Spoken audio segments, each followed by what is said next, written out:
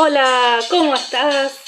Te doy la bienvenida a este espacio que ya se ha hecho un clásico entre los oyentes y espectadores de este canal. No, hace un tiempito nada más, alrededor de un mes y medio, o quizás 2 meses, empezamos a compartir un contenido que yo quiero mucho, que es el de la catarsis intercuarentenial que hacemos en este espacio que es delfina.orangepower acá en Instagram, y auspicia este momento. Hola, ¿cómo va? Auspicia este momento el soundtrack, no sé si se escucha, ¿se escucha? You Can't Stop the Beat está disponible en YouTube de... se me fue el nombre de la película. Hairspray. Ahí está. Hairspray. Bueno, te vi caminando toda diva. Diario Tinta Nova. ¿Dónde? ¿Dónde? Bueno, se me ocurren rimas con dónde que no voy a compartir. Bueno, la idea de hoy es hacer, en realidad, este espacio de reinauguración de las catarsis intercuarentenials, de las cuales me tomé un break de unas 2 o 3 semanas porque estuve haciendo campaña todo este mes de la traducción de septiembre de 2020 con otras cosas. La idea de hoy es abordar con un poquito más de seriedad, distinto a lo que te vengo, digamos, teniendo acostumbrada o acostumbrado en este espacio, es ahondar en las reflexiones que vengo proponiendo ya desde hace años, pero últimamente, por suerte, están teniendo más llegada y estoy teniendo más respuesta, lo cual me llama la atención para muy bien, y tiene que ver con tratar de reflexionar sobre algunos de los principios que tenemos como ahí catalogados como los grandes principios del buen traducir, ¿no? Del correcto traducir. Si hubiese un manual indicándonos cuáles son las mejores prácticas para traducir en general, sin importar el campo, estoy segura de que ese manual, que alguno del estilo habrá, pero si hubiese uno que sea el manual que se enseña en todas partes, incluiría probablemente un espacio fundamental dedicado a por lo menos tres principios que son, y que andan dando vueltas por ahí, los de objetividad, fidelidad e invisibilidad en la práctica de todo traductor. Eso en general. Ahora, ¿qué pasa a lo largo de la historia? A lo largo de la historia, estos tres principios han estado en boca y siguen estando en boca, sobre todo de los críticos que analizan las traducciones literarias, las traducciones de obras literarias. Entiéndase por obras literarias toda obra que uno pueda llamar obra de ficción, ¿sí? Y también poesía, ¿no? Entonces, la idea es, en respuesta a la pregunta que yo hice hace poquito sobre si ameritaba, si le parecía a la comunidad que sigue esta cuenta, que ameritaba, con motivo del mes de la traducción, de la semana de la traducción, porque el miércoles 30 de septiembre celebraremos un nuevo Día Internacional de la Traducción, habilitaba este espacio para poner en jaque, no vamos a decir todos los principios que uno podría, los estereotipos, los mitos y demás, bienvenida Micaela, sino específicamente el de fidelidad. Y bueno, yo ya vengo un poquito ahí discurriendo sobre algunos conceptos que no me resultan útiles a la hora de hablar de nuestra práctica, o por lo menos no en la manera en la que solemos hacer los traductores, y algunos de ellos son el original, el autor del original, la traición de parte de los traductores a los autores que traducimos, Y bueno, estos tres principios, ¿no? La invisibilidad del traductor, el principio rector de fidelidad, obediencia al autor, al texto, fuente y demás. Vamos a dedicarnos hoy, espero que lleguemos a abordar todo lo que propuse en la agenda del día, mientras se van sumando en vivo o si lo estás viendo en diferido vamos a abordar el de fidelidad. Por supuesto, de un lugar acotado, porque no vamos a poder pasar revista a todo lo que hay que decir de este principio. Yo hace unos años ya me hacía ruido hablar de estas cuestiones como conceptos absolutos, y esa es la principal crítica que le hago al discurso de los traductores, porque no solamente el discurso de los críticos, no es solamente el discurso de los autores, es el discurso también de los traductores. Es como que hay ahí una cierta complicidad que a mí me parece que no beneficia a nadie, ¿eh?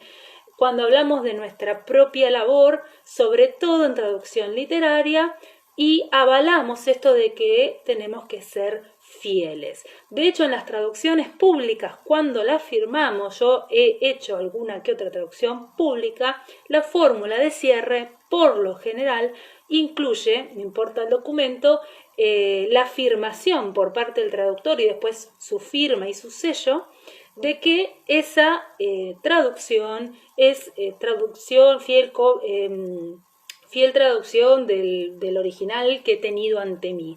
Entonces, históricamente estos principios tienen un lugar preponderante en el discurso sobre la traducción por parte de actores ajenos y por parte también de quienes ejercemos la traducción. A mí me viene haciendo ruido ya esto hace años. Yo no sé si es que, digamos, esta obsesión por estos temas, uno cuando pasa el tiempo y sigue ocupándose en su investigación, en sus reflexiones, en sus críticas de ciertos temas, ya no sabe distinguir si es que, digamos, se volvió loco en un punto y sigue loco a lo largo del tiempo y cada vez se enloquece más porque no sale de ahí, o si esa cuestión con la que se ensañó de alguna manera, porque es un poco eso a nivel intelectual, todos los que investigamos un tema o varios, elegimos un tema o el tema nos elige y nos acompaña por mucho tiempo, ya llega un punto que uno no sabe si es que ya está, se volvió del todo loco y sigue y sigue y sigue, o si en algún momento llegó a dilucidar algo, digamos, de todas las preguntas que tenía, si llegó a encontrar algún tipo siquiera de respuesta. Hace poco veía un monólogo de Darío Stackriver en el que hablaba y decía esto de que, bueno, de que cuando uno hace filosofía, lo planteaba él desde su campo, desde su lugar, está haciendo algo inútil porque no sirve a los fines, digamos, de la fiebre de la productividad de hoy en día. Él no usaba esos términos, pero yo más o menos los mastico así. Y decía también que no haríamos eso de querer inquirir, de querer saber más, si lo supiéramos todo. Siempre hay una cuota de incertidumbre. Y la verdad es que yo vengo a hablar acá desde ese lugar, desde el lugar de la incertidumbre. No tengo una verdad que es la verdad, pero no puedo evitar, desde un lugar crítico, que espero que sea crítico constructivo, tratar de desacomodar un poco estos principios como absolutos, ¿no? Porque no quiere decir que estoy descartándolos del todo. Nada más voy a tratar de arrojar luz sobre qué podríamos criticarle al modo en que los utilizamos, que creo yo no es del todo conveniente. Bueno, como decía, hablar de fidelidad es moneda corriente, o sea, ¿quién en algún momento no lo hizo, ya sea firmando una traducción pública, hablando de literatura, comparando traducciones o contándole a otros a qué se dedica como traductor? Al considerar el campo de acción del traductor literario, que es donde nos vamos a ubicar hoy, muchos lectores, traductores, autores y críticos se preocupan por mencionar el criterio de fidelidad al que debe apelar todo traductor. Yo acabo de ir leyendo algunas notas porque me van a servir de disparadores. Cuando uno habla de fidelidad en general está pensando la relación entre traductor, autor, como del lado del traductor, como que uno debe subordinarse a la voluntad del texto fuente, ¿no? Subordinarse a la voluntad, a las ideas, a lo que propone el autor. Obedecer, es una ética respecto de ese texto. Y respetar a ese texto y a su autor.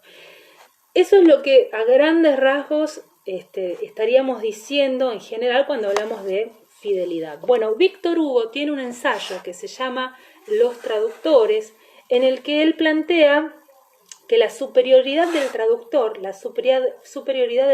se manifiesta de hecho en esa obediencia soberana al autor, o sea que es mejor traductor aquel que obedece al autor.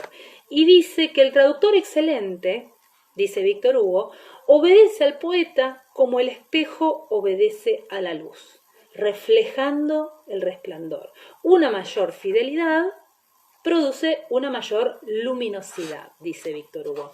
Y esto es otra cosa que está muy presente en el discurso de los traductores, siempre, sobre todo los traductores literarios, o cuando se habla de traducción literaria. Siempre que hablamos de traducción literaria, buscamos definir estas máximas que en teoría rigen la práctica con metáforas que suenan hermosas, porque uno dice, ay, mirá qué maravilloso lo que dijo este tipo. Una mayor fidelidad produce una mayor luminosidad, hasta rima en español, ¿no? Víctor Hugo lo escribió en francés, alguien lo tradujo al español y yo lo estoy citando.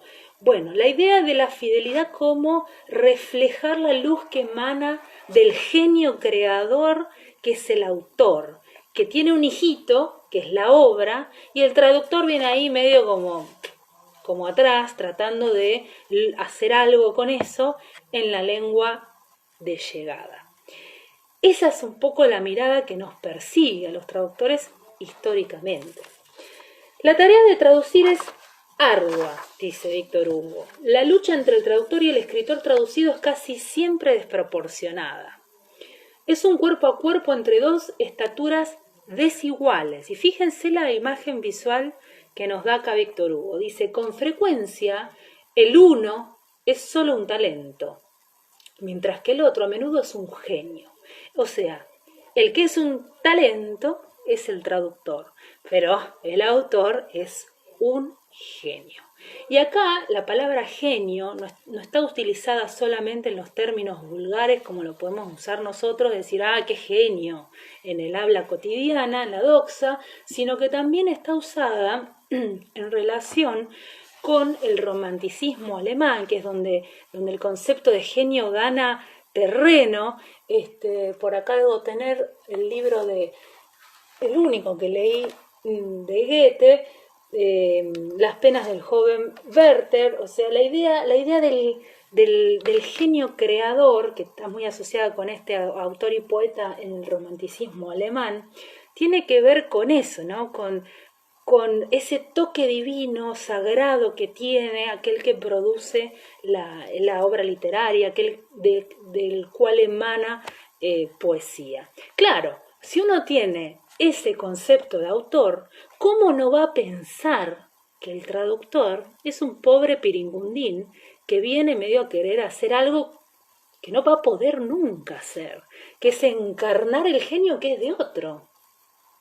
¿No? Entonces, desde esa concepción, desde ese momento histórico en el que está pensando Víctor Hugo, acarreando toda la tradición de lo que es esa palabra genio, tiene sentido lo que nos dice.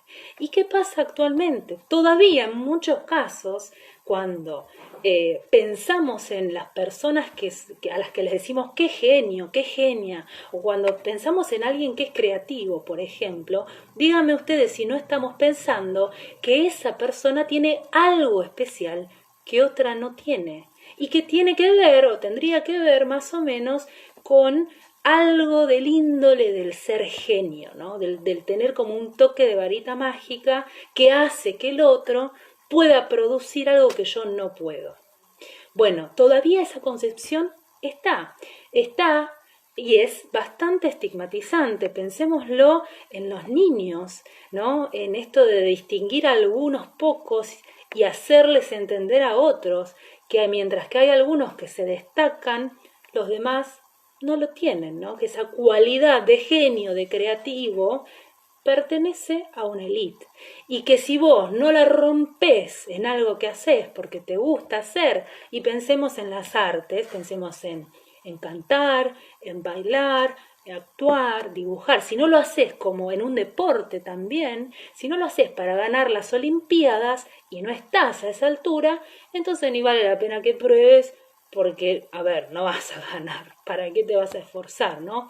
Pensemos también en los hobbies que teníamos de chicos, por qué los abandonamos y dónde quedó la creatividad de cada uno de nosotros, ¿no? En ese sentido, que todos en algún punto desistimos aunque sea un poco, o nos resistimos, ¿no? Y entendimos que si no éramos geniales en lo que estábamos haciendo, entonces ni valía la pena, porque ya estaba María, que lo hace de 10, que encima se ganó las medallas, va a concursar, sigue ganando. Bueno, me fui un poco de tema, pero más o menos con eso tiene que ver la idea del genio. Claro, desde ese lugar el traductor es una especie de abusador del autor, es alguien que viene a ultrajar, que viene a querer hacer algo que a priori no es posible, porque el genio no habita en todos, desde esa concepción.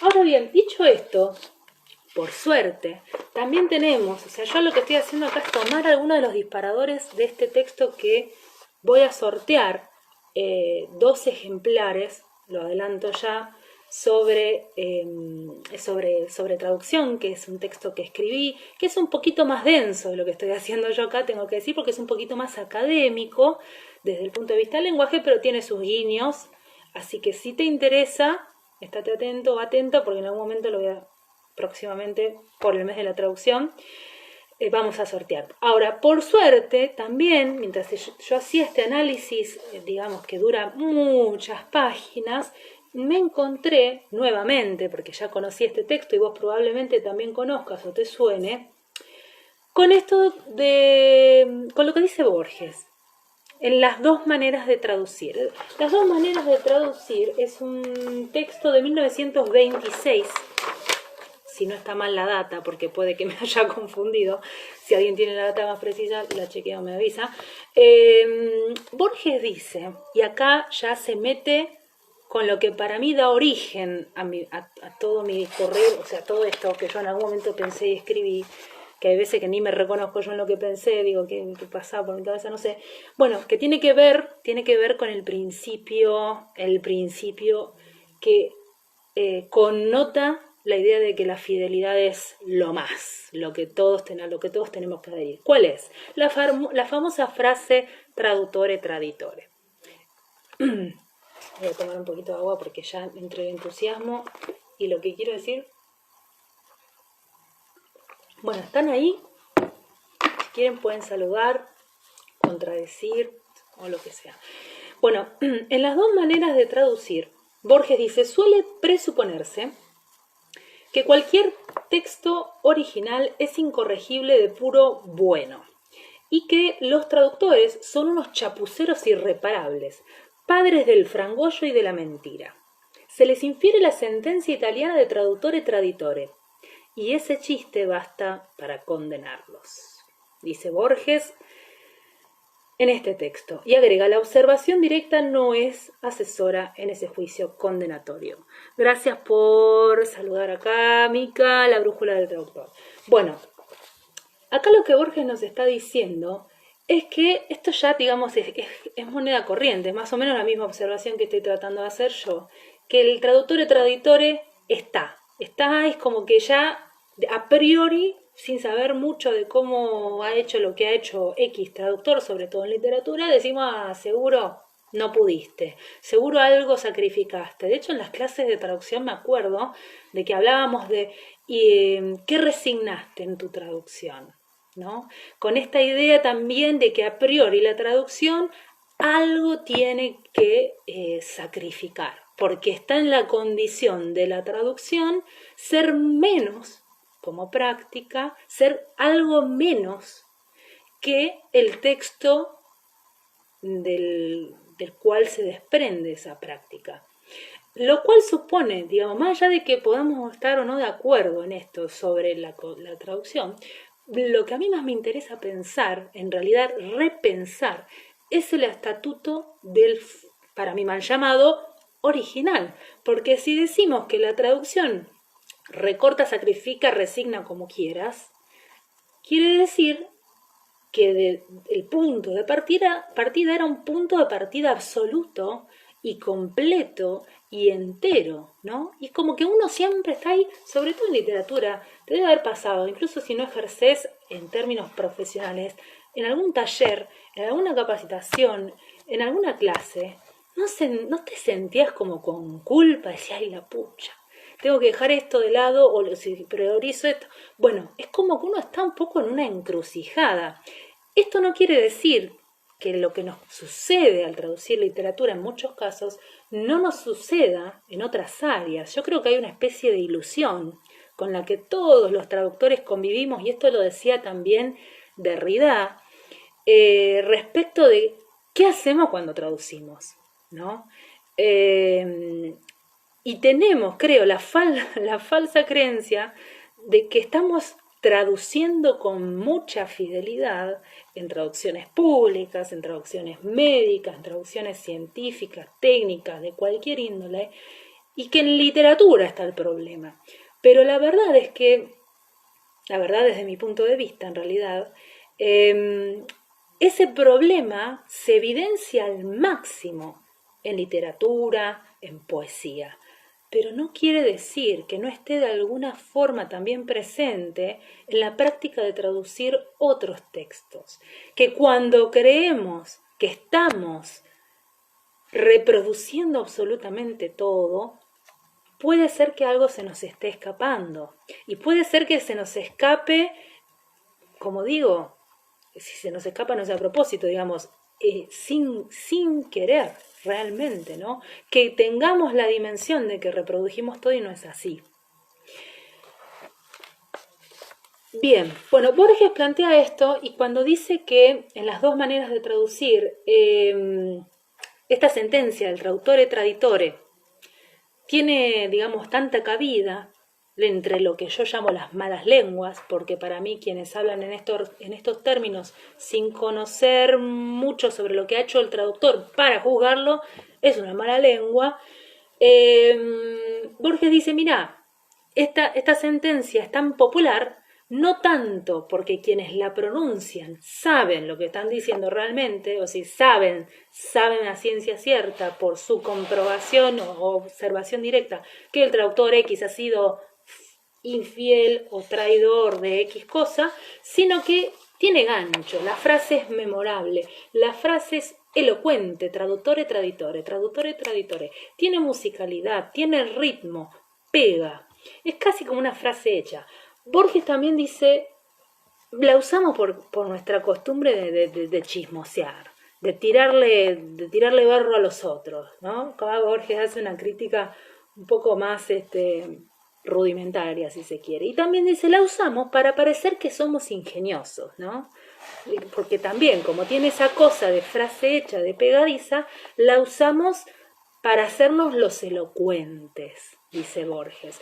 En realidad no dice exactamente eso, quiero aclarar. O sea, yo estoy reformulando lo que Borges plantea en ese texto, que es un artículo que es muy, muy breve. Acá tengo la compu prendida. Bueno, no lo tengo abierto, pero búscalo porque es muy interesante para analizar esto que estoy planteando con el texto directo de Borges, si es que te interesa. Ahora bien, además de todo este estado de la cuestión, cuando hablamos de fidelidad, que hoy justo leí una frase publicada en otra cuenta en la que el autor, traductor de esa, o sea, el autor de esa frase, que es traductor, veneraba nuevamente la fidelidad. Yo ya dije, basta, hoy hacemos el vivo, porque ya está. O sea, yo pensaba, ¿qué día de todos los días de la semana de la traducción lo hago? Listo, lunes. Bueno, la cuestión es que también plantea ciertos problemas desde mi punto de vista, porque no nos ponemos de acuerdo. O sea, lo que vos entendés por fidelidad, yo no lo entiendo igual, incluso si entendemos algo parecido.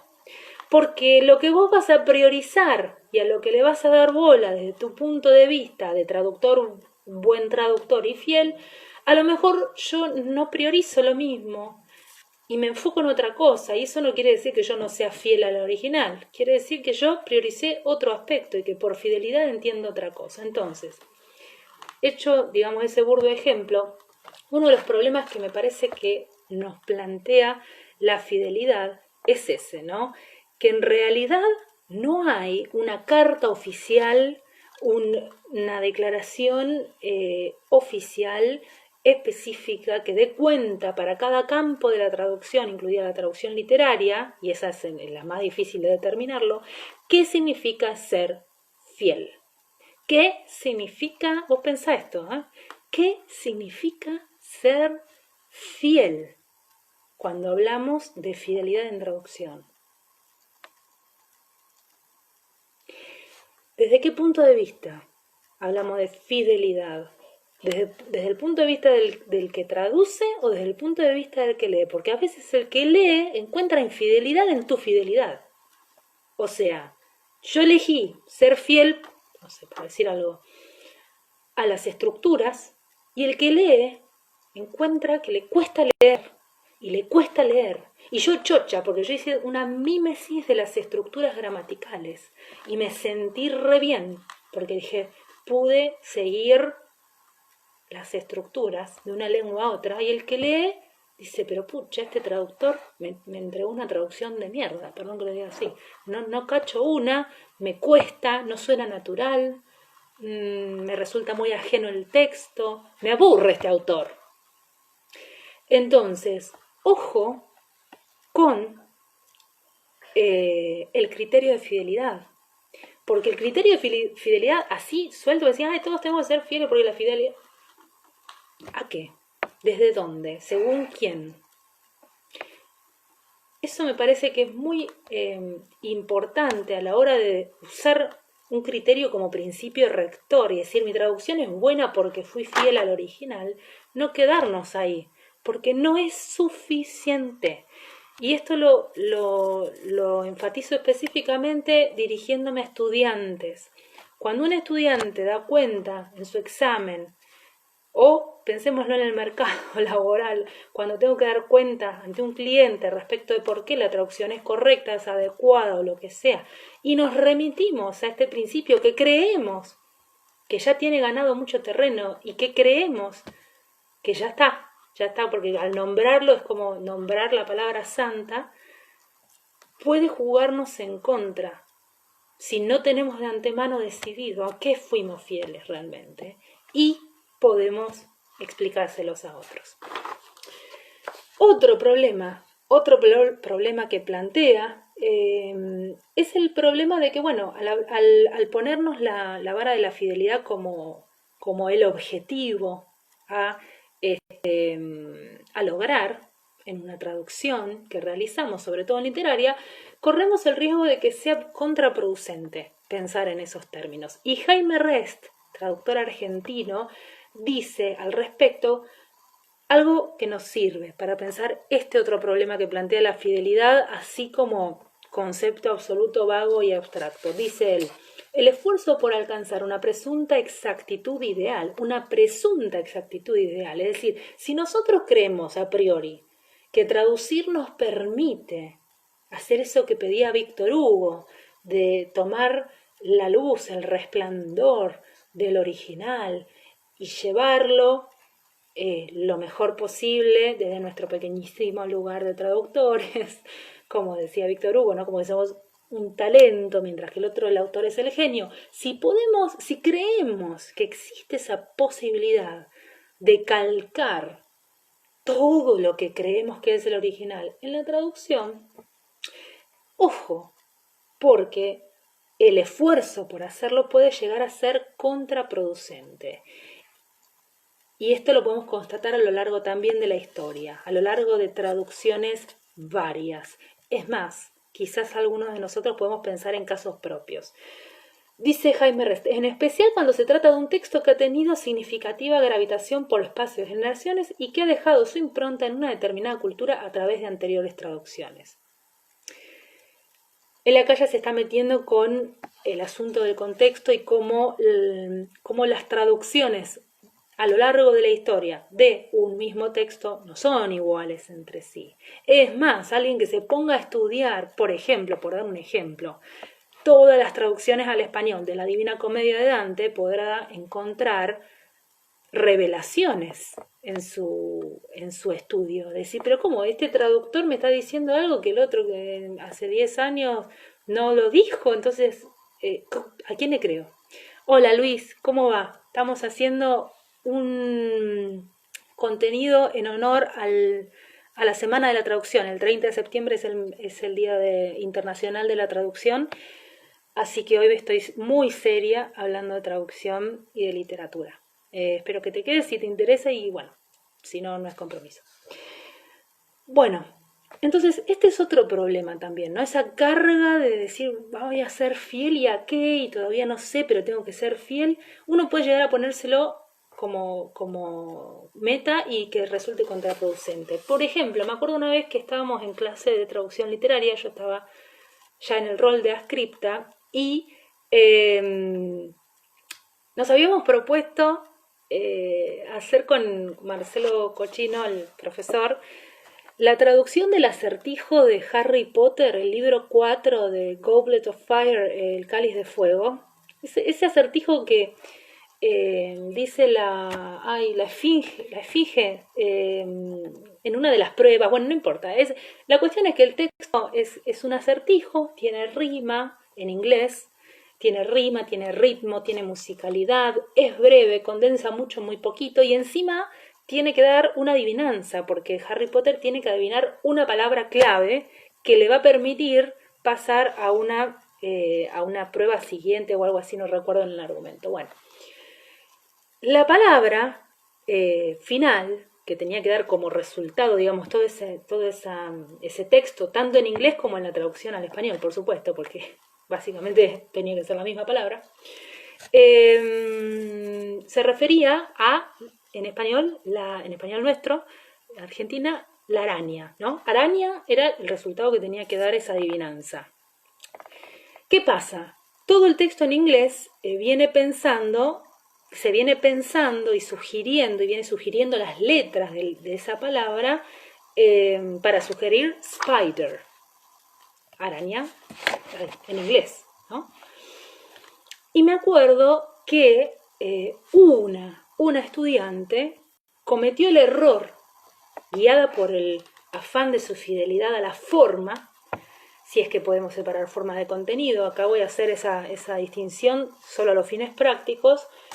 Ella lo que hizo fue seguir muy al pie de la letra el texto fuente, de manera que al terminar el acertijo le quedó formada una palabra medio rara, creo que ni siquiera era spider. La cuestión es que no le daba, no daba, como cuando uno habla de cálculo matemático, digamos, no daba la palabra que tenía que dar, no tenía sentido. Estaba muy bien traducida el texto previo al resultado de la adivinanza, pero después no tenía sentido. No voy a leer el inglés porque acá puede haber personas que no lo comprendan y no tiene sentido ponernos a hacer una comparación, tampoco es un estudio comparatista o comparativista lo que estamos haciendo acá, pero sí te voy a leer, y esto lo vamos a poder ver todos, dos traducciones posibles de ese texto fuente en inglés, que como te digo tiene que derivar en la palabra araña, para que sintamos la diferencia respecto del criterio de fidelidad y lo pongamos ahí como en cuestión, a ver hasta qué punto lo podemos ahí como estirar el relativismo y este cuestionamiento que yo estoy planteando y hasta qué punto no, o sea, me puedes sacar cagando o te puede gustar, es así. Bien, vamos con el primero, cortito. Dice la esfinge a Harry Potter, para que él pueda pasar y continuar con la siguiente prueba. Antes piensa, esta es una traducción, una traducción posible. Antes piensa en la que está siempre alardeando, la que se abre altanera y se dice cantando. Pensemos en letras, en formar una palabra. Antes piensa en la que está siempre alardeando, la que se abre altanera y se dice cantando. Luego, recita lo que en raro es recurrente, lo que se repite al orar y suena tan corriente. Por último, en sueños, agudiza el ingenio, que lo último en maña pondrá fin a tu hazaña. Ahora, teje tu prenda, fíjense el uso de teje, ¿no? Hablando de, una metáfora extendida de araña, y apresúrate a contestar. ¿Cuál es esa criatura que jamás desearías besar? Fíjese también el trabajo con la rima, ¿no? Que ahí hay una cuestión de fidelidad al efecto, por más que las palabras no sean las mismas, o los juegos de palabras no sean los mismos, hay un criterio de fidelidad al efecto, a cómo suena este texto. Sigue la narración de este acertijo, entonces Harry tendría que intentar descifrar las pistas. Y acá está Harry Potter pensando en voz alta. La que está siempre alardeando, murmuró él buscándola con la mirada. Que se dice cantando, ¿será alguna palabra? Ah, no, espera, la letra A, alardeando, cantando.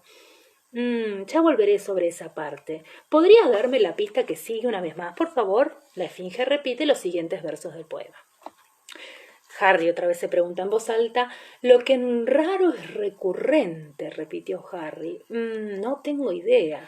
Se repite al orar. ¿Podría oír la última parte otra vez? La esfinge vuelve a recitar los últimos 4 versos. Recordemos que Harry acá no, digamos, es Harry Potter, no es Hermione. La que tiene el ingenio y la inteligencia, digamos, según la estructura de personaje que plantea la autora, es ella, y él está acá luchando para adivinar. Bueno, gracias, Mica, gran versión. Ahí el que conoce el texto fuente puede medir un poquito más, quizás. La esfinge vuelve a recitar los últimos 4 versos. Que lo último en maña pondrá fin a tu hazaña, dijo Harry. Sería maña, hazaña. Un momento, la ñ, y ambas terminan en aña. La esfinge sonrió. Aña, aña, pensó Harry en voz alta, marcando el pulso. Una criatura que jamás desearía besar. Una araña. Ahí adivina Harry Potter. Otra cosa que teníamos que tener, digamos, con la que teníamos que tener mucho cuidado, era con que no sonara forzada la adivinanza. ¿Por qué? Porque el lector está adivinando junto con Harry. Acá es casi como una novela policial, ¿no? El que querés saber quién mató a quién. Estás ahí buscando junto con Sherlock o con quien sea el detective. Bueno, eso también había que cuidarlo, que las pistas no fueran ni demasiado obvias ni demasiado intrincadas. Habíamos analizado previamente traducciones en el español de España, no se entendía un pedo, y encima eran rarísimas, o sea, alguien con muchísimo ingenio podía sacarla, porque ningún lector las podía sacar. Entonces, bueno, en inglés la adivinanza, digamos, es un neutro. Se puede llegar a adivinar como lector, aunque había muchos fans que decían que nunca la habían sacado ni en inglés. Bueno, ahí tenemos una propuesta posible. Ahora prepárate porque vas a escuchar otra que no tiene nada que ver y pensemos a ver si sería posible. Y si no, y si hay una traición, ¿cuál es? Si el Harry me escucha cuando le canto, es porque quiere que desembuche. Y yo tengo que decirle tanto, tengo que decirle tanto que acertijo traje pa' que me desembuche. Alta y ancha esta china se anda, dende el alba hasta la ácida noche. Al son de la vihuela ella te manda, pa' pescar en Pampeana su derroche. Y a voluntad del mismo Señor Dios, dejo ahora a esta parejita, que en bárbaro viene de a 2, y en arar tuvo mellicitas. Ya aguza el oído, Harry, que esa engaña, la que con 8 pieses salta y rascuña, y ponga tu ingenio fin a las artimañas de esta pobre vihuela sin alcurnia. Ansina todas las vas uniendo para formar el susodicho animal, que con 8 patas va tejiendo por estas pampas su blancuzco hogar. Mande Harry, hay que adivinar. Está omitida todo el desarrollo que Harry Potter hace para tratar de adivinar qué carajo le quiso decir la Esfinge en lo que sería un estilo más de poesía gauchesca, pero fíjate que nada que ver. O sea, entre la propuesta anterior, que es una propuesta viable y publicable, aceptable por parte de cierta editorial, a lo gaucho, sí, y esta otra, nada que ver. Obviamente, la segunda ya ni siquiera podemos decir que es una traducción, es más una adaptación, es más, yo le había puesto experimento traductoril, ¿no? Porque estoy ahí haciendo otra cosa. ¿Qué diferencia entre una y otra traducción? Dice Mica, sí, ¿no? Como para buscar las 7 diferencias, encontramos más. Bueno, en su momento lo que hacíamos en las clases con este profesor, que estaba muy bueno, era jugar a proponerles a los estudiantes, a decirles que las dos eran traducciones que habían salido publicadas, a ver qué pasaba, a ver hasta qué punto era creíble y verosímil esta historia de que alguna editorial había publicado algo así, ¿no? A ver, en ese momento era re loco hablar de eso, en 2013, 2012, 2013 por ahí, cuando yo hice las inscripciones presenciales. Hoy tenemos un principito con lenguaje inclusivo. A nadie le importa. O sea, digo, a nadie le molesta. ¿Qué le vamos a decir a la persona que tradujo desde ese lugar? ¿Que fue infiel a qué? ¿A qué? ¿Por qué no? ¿Es posible? Es posible.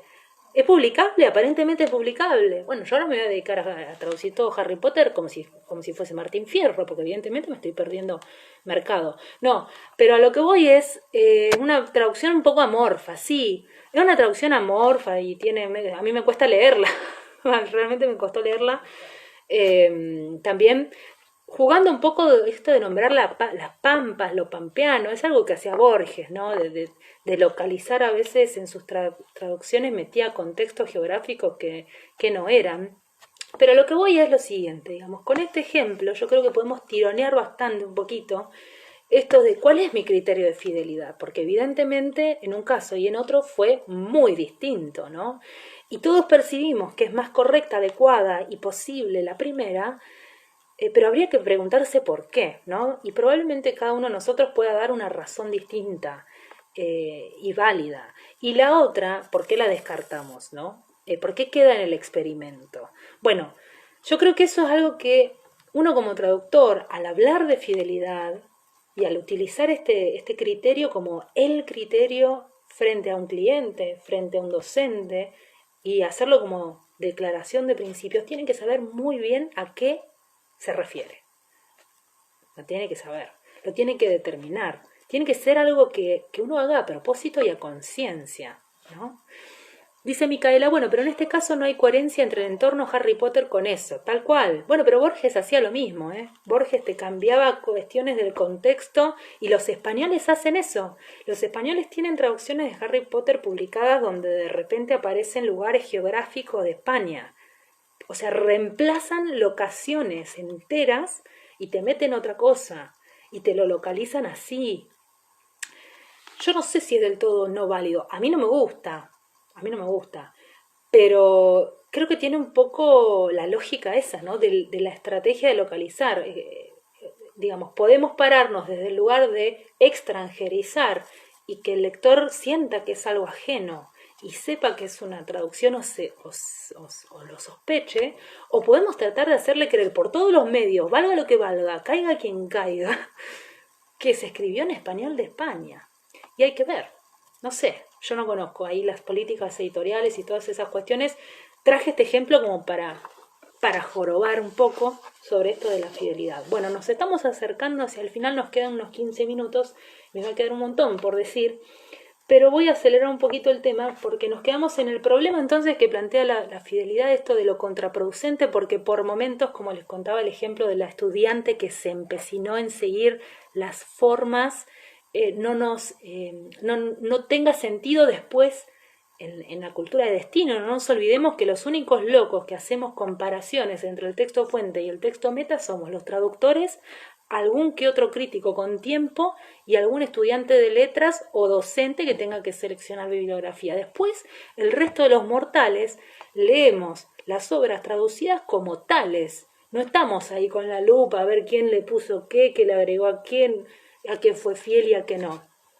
Yo por eso siempre digo, también lo decía cuando tenía la oportunidad de dar clases de traducción literaria, que es muy importante que uno aplique el pensamiento crítico, use sus neuronas y dé cuenta y manifieste, para bien o para mal, esté o no equivocada la persona, cuál es ese criterio, y lo puede hacer en un prólogo, lo puede hacer en notas, lo puede hacer en comentarios, que no nos quedemos en meras enunciaciones de fui fiel al original, fui fiel al autor, porque no es suficiente. Harry Potter con poncho y boleadora, dice Mika. ¿Te imaginas? Bueno, eso pasa a veces en transcreación. Se llega a extremos con esto de adaptar culturalmente. Hay un Spider-Man, yo lo he compartido en el Encuentro Nacional de Traducción del 2018, hay un Spider-Man vestido con un dhoti, un traje con el fondo que es el Taj Mahal, o sea, y el duende verde no es el duende verde, o está también con todo la vestimenta, toda la cultura que emana el cómic es totalmente distinta. No sé, ya no me acuerdo dónde está el Taj Mahal. Estoy boleada. Bueno, no sé qué es, no quiero decir ninguna burrada. Pero bueno, es un caso de extrema localización y adaptación, y se vendió así. Acá lo voy a buscar. Mientras lo buscamos, bueno, ese es uno de los problemas, que no estamos de acuerdo con el criterio y que así es muy fácil criticar, ¿no? O sea, ¿qué pasa muchas veces cuando uno está estudiando? Que te están corrigiendo, pero no sabes cómo te corrigen. O sea, ¿cuál es la vara con la que te están midiendo? Si fue fiel o no fiel, si es en la India. Gracias. Porque iba a decir cualquier otra cosa. Taj Mahal, India. Por si algún día llegamos después de la pandemia, nos descalzamos y después nos chorean los zapatos afuera. Bueno, ese es un problema. Después tenemos el problema que también lo plantea Margaret Averbach, lo planteó en algún momento en una ponencia que hablaba de si queremos ser fieles hay que saber a quién, que tiene que ver con esto de explicitar el criterio. Y después, si nosotros habilitamos la posibilidad de que uno tiene en parte el poder de decidir a qué le va a ser fiel, nos vamos de una, dice, ya que sí, ya vamos a poner. Entonces no habría una fidelidad, ¿no? Entonces todas esas frases que leemos sobre la fidelidad tienen un problema ahí, plantean un problema, que es el hecho de que el determinante no nos sirve, es una mentira. O sea, es una falacia creer en la fidelidad, en la invisibilidad y en la objetividad. Y esto tiene que ver también con esa postura que yo vengo adoptando desde el principio de esta transmisión, que es que no existe una verdad al respecto, sino que podemos empezar a deconstruir estos principios como tales, ¿no? Bueno, voy a saltear acá algunas cositas. Patricia Wilson, que escribió, estoy como que ya estoy cansada y me cuesta pensar. La constelación del sur, ahí está, me salió, la constelación del sur. Hizo en algún momento en esa obra un repaso por distintos estilos de traductores, analizó el de Victoria Ocampo, por ejemplo, analizó el de Borges, analizó el de José Bianco, si mal no recuerdo, y cita en un momento a Victoria Ocampo, y esto nos demuestra lo que planteaba Jaime Rest de por qué hablar de fidelidad en términos absolutos como gran principio rector puede ser contraproducente. En algún momento Victoria Ocampo escribió, y Wilson lo recopila, hemos tratado en lo posible de respetar el texto sin permitirnos variantes, excepto cuando la fidelidad se tornaba infiel, cosa que suele ocurrir en las traducciones. ¿Qué quiso decir esta señora? Bueno, ¿qué quiso decir Victoria Ocampo? Victoria Ocampo, por cierto, si no la conocés, estuvo a la cabeza de la revista Sur, donde confluyen un montón de autores argentinos, latinoamericanos y extranjeros, y hay un número especial. Patricia Wilson, que yo sepa, sí es traductora literaria, ya que hizo un número especial, Problemas de la traducción, fascinante, justo naranja esta edición, que que, bueno, tiene algunos textos están en internet, algunos son traducciones realmente muy interesantes. Este fue un número especial de 1976, todo sobre traducción, todo sobre traducción. Podemos seguir, si tienen ganas, en algún momento hasta puedo compartir oralmente algunos de esos textos maravillosos. Bueno, acá estábamos citando a Victoria Ocampo. Victoria Ocampo dice que en algún momento la fidelidad se tornó infiel y ella entonces ahí tuvo que desistir. Si dice esto, que por empezar es medio vago, es posible entonces pensar en más de una fidelidad. O sea, ya no es la fidelidad en singular en términos absolutos, sino en formas de la fidelidad, ¿no? Que la fidelidad se adoptaría, digamos, cuerpo en función de criterios que a su vez dependen de nosotros. O sea, podemos tomar una línea, ¿no? Por eso yo en este ensayo planteo en algún momento ya más adelante la idea de no de descartar la fidelidad absolutamente, porque si no ahí caería en otro absolutismo. ¿Dónde estaba? Porque le dediqué un capítulo importante a esto. Bueno, sino de pensar en tácticas o en estrategias, o como decía, en criterios. ¿Hasta qué punto pueden coexistir dos o más formas de ser fiel a un mismo texto? Esto que trataba de demostrar o de pujar con los ejemplos de Harry Potter, ya yéndome a un extremo, ¿no? Pero los extremos están buenos porque nos sirven para decir, mira, se puede hacer algo así. Entonces ahí ya pensamos, como decía, en estrategias o en formas posibles. Y después, el último problema que yo detecté que nos plantea la fidelidad, es esto que decía en un momento, que tiene que ver con que no hay un criterio universal. O sea, creemos que decimos lo mismo todos cuando hablamos de fidelidad, no hay un criterio universal. La polisemia del objeto que rige la manera en que se pone en práctica el principio de fidelidad, la polisemia del objeto, es decir, ¿fiel a qué? ¿Fiel a qué? Y vos vas a decir una cosa y él va a decir a otra y va a decir, no, mira, para mí en este poema lo más importante es esto, para mí en este texto sería lo otro. Bueno, ¿fiel a qué? Esta indecibilidad que plantea el concepto, demuestra que es imposible fijar un criterio que no esté atravesado por la concepción que tiene de traducción por un lado y de literatura el que traduce literatura. Es decir, que esa frase de Sábato, que habla de que ¿cómo decía? Lo vamos a buscar acá. Los autores hacen la literatura, no sé cuánto, y los traductores, no sé qué, la universal. Yo la verdad no estoy de acuerdo. No, ¿dónde está? Bueno, no me sale acá en internet, pero seguramente sabes a cuál me refiero, si no la vas a buscar. No sale. Bueno, es la frase de Sábato, o sea, en la que hace una distinción entre autores y traductores. No creo que sea así. Los traductores estamos influyendo en la literatura en igual medida, sí, súper difundida, pero nadie se la acuerda. Estamos influyendo en igual medida que los autores. No somos menos, no hacemos algo más chiquito, no hacemos algo inferior solo porque cronológicamente venimos después. No creo que sea así. El carácter relativo y polisémico del objeto de la fidelidad revela que, y acá vos ya que estabas hablando de la subjetividad, revela que la subjetividad del traductor se manifiesta en este criterio de lealtad que adopta frente al texto de partida. Es así. Cada uno desarrolla su propia ética de la traducción. Si no la tiene, la va sacando por instinto. O la detecta cuando alguien viene y le critica algo, y uno ahí tiene que salir en defensa de lo que hizo. Eso pasa tanto en la vida como estudiantes, como luego en el mercado, ¿no? Que tenemos que salir a defender el texto. ¿Desde qué lugar lo hacemos? ¿Desde qué convicciones? ¿Desde qué principios? ¿Desde qué ética de la traducción? Porque hay cuestiones que exceden a la gramática objetivamente hablando. Bueno, ahí está el traductor, en esas decisiones. Por eso insisto en lo importante que es que seamos conscientes y críticos.